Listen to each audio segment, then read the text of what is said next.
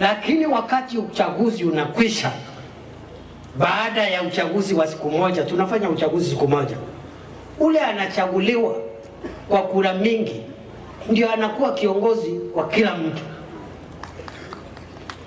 Sijui kama tunaelewana Wakamba? Baitu, unanisikiza? Kwa sababu hapa huyu Fabian hakuchaguliwa na kila mtu Kangundo. Siku na wengine walipiga kura kwa watu wengine. Lakini siku ile IEBC imetangaza Fabian kama mbunge. Sasa yeye ndiye mbunge wa watu wote wa Kangundo waliomchagua na ambao hawakumchagua, kwa sababu ilikuwa ya haki ya kila mwananchi kuamua watapiga kura kwa nani. Vile vile mkapiga viti ile vingine, mkapiga kura, mkachagua rais. Haijalishi mlipigia nani. Rais Ruto akachaguliwa, akatangazwa kama rais. Nataka niwatangazie kwa niaba ya rais ya kwamba yeye sasa, kwa sababu Mungu amempatia bahati kuwa kiongozi wetu, ndiye rais wa watu wote wa Kenya, wale walimchagua na wale walichagua watu wengine, kwa sababu rais wa nchi ni mmoja, one at a time. Na mtu asikuja kuwafanyisha kesi hapa. Na rais amesema ile mlipiga siku ile ilikuwa haki yenu.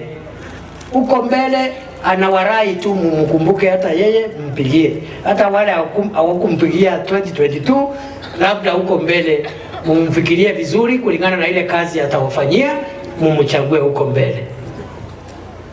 Ama mnataka nikuja hapa kuongea mambo ya siasa? Ati kuna wale walichagua serikali, hao ndio wanashughulikiwa, wale wengine wangoje? Hiyo ndio mnataka? Kwa hivyo nataka niwaambie, tutasimama na nyinyi, na kwa niaba ya rais nitangaze nikiwa Kangundo, hakuna sehemu ya Kenya itawachwa nyuma kimaendeleo ati kwa sababu ya vile walipiga kura huko nyuma.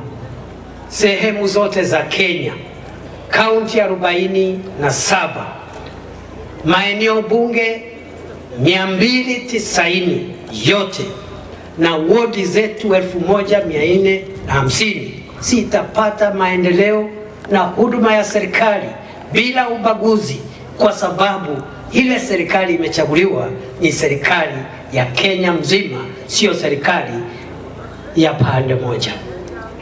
Tuendelee na hiyo maneno ama tuachilie? Tuendelee watu ya Kangundo.